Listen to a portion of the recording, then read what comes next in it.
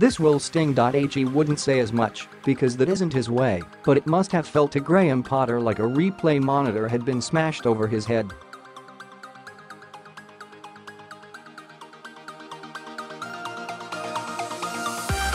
Definitely once, maybe twice.To think. His side had just about ridden the vast inequality of the team sheets, only to then be slapped down by the inequality and peculiarities of the VAR system.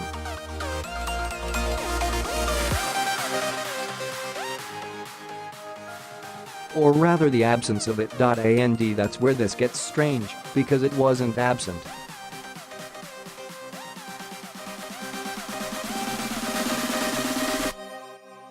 The Liberty Stadium was equipped for it, the technology was there. Every screen, mouse and whatever else goes into those little dens, it was all there, idle and unused.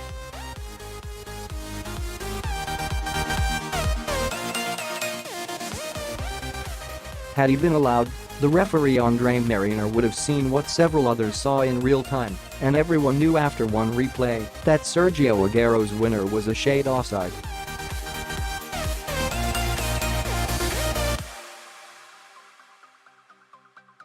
He also might have ruled against the penalty that took Manchester City from 2-1 down to 2-2.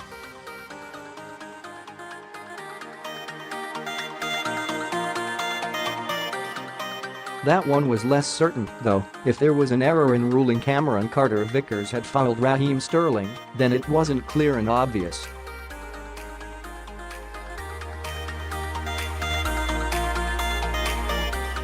But what is not in dispute is that Swansea have grounds to feel a little hard done by, and aside from their magnanimous boss, there was plenty of huffing behind the scenes.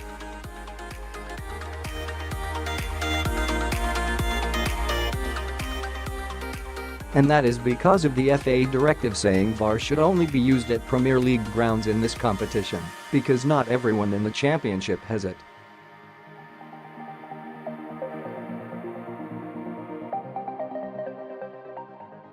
It's a consistency thing.And you see their point a line has to be drawn, they'll say, and they have drawn it at the top flight.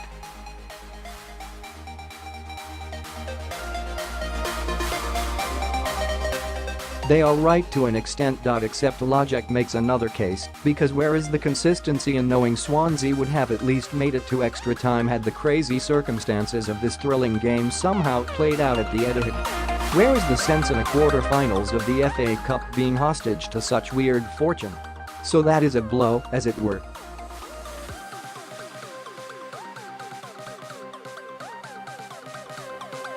A blow for Swansea, who missed out on something special in a difficult time, and an almighty gasp of relief for Manchester City, who live on in their chase of an historic quadruple.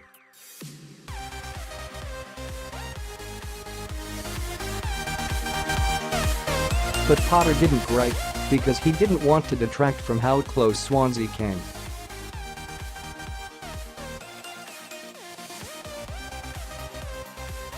For raw data, they led through Matt Grimes' penalty 1-0 on 19 minutes, were 2-0 up through Bersant Celina on 29 minutes, and were still that far ahead on 68.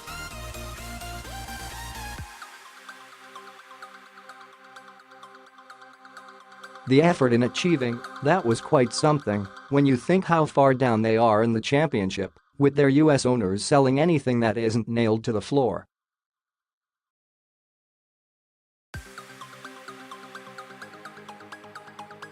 To compensate against the ludicrousness of City's resources, they fought.They grinded.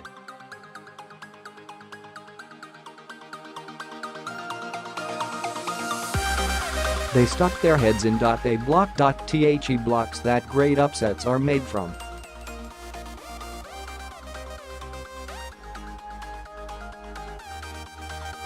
The image of Jay Fulton taking an Aguero shot flush in the face in the second half just about summed it up.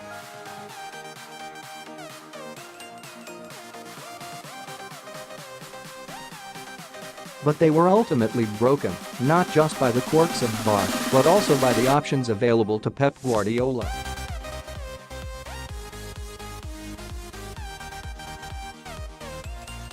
He went strong for this one, no Phil Foden despite his cup efforts this season, but put Sterling and Ageuro off the bench.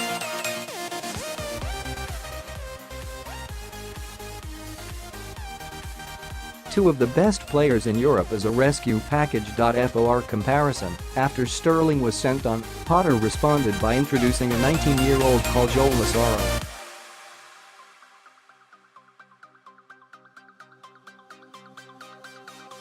One of his first contributions was to win a 50-50. So Potter was right to accentuate the positives.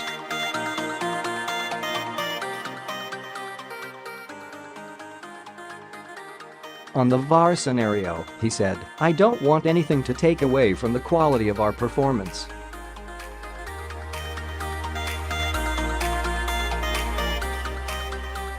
We showed great courage and effort, and we met a team that over the course of the game deserved to go through.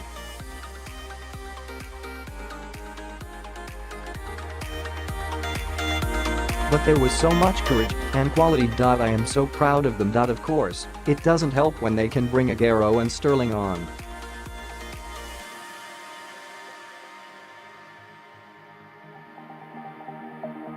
That just shows what Manchester City have." Potter was right to highlight how City were the better side, of course.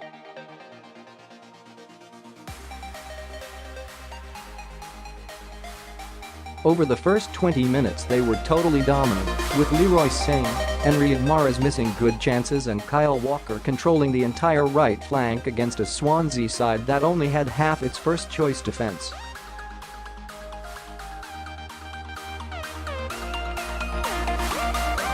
Christopher Nordfeldt was busy in goal. Then came the sucker punch. It was Fabian Delph at fault, he of the cup curse.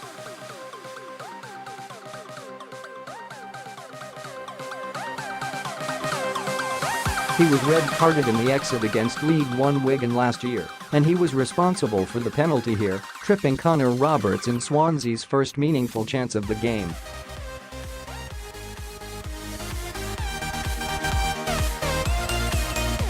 Swansea had missed 4 of 7 this season, including a wonderful howler from Celina in midweek, but Grimes buried this one.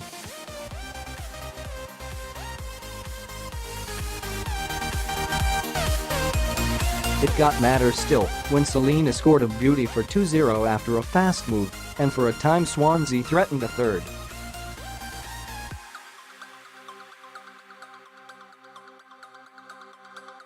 But the cavalry came in the second half, and it all turned. Bernardo Silva got one back with a quality finish and Sterling won a soft penalty that Aguero scored via a post and Nordfeldt's back.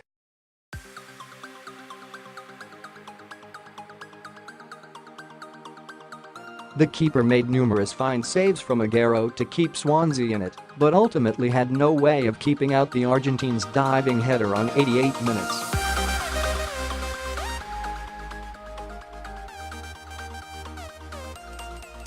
Get Man City latest news updates directly to your inbox. Subscribe. Thank you for subscribing.